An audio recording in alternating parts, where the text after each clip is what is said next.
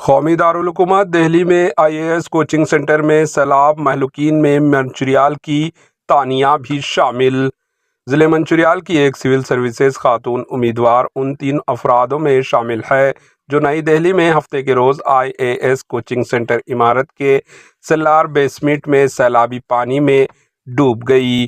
ذرائع نے بتایا کہ ضلع کے سری رام پور میں زیر زمین کان SRP میجر وجے کمار کی دختر 21 سالہ تانیہ سونی ان 3 سول سروسز امیدواروں میں شامل ہیں جو کوچنگ سینٹر عمارت کے سیلار میں جمع بارش کے پانی میں ڈوب گئی۔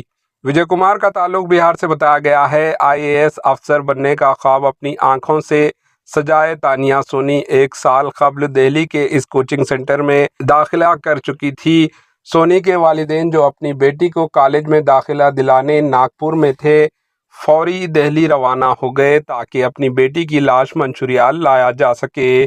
NDRF، مقامی پولیس اور محکمہ فائر نے مشترکہ ریسکیو آپریشن کے دوران سونی کی لاش برآمد کی۔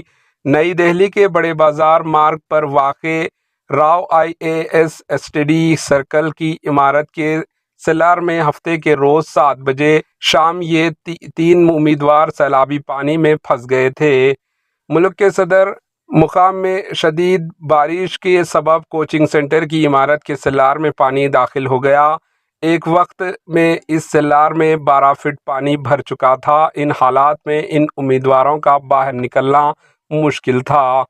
Bureau report, AHN news.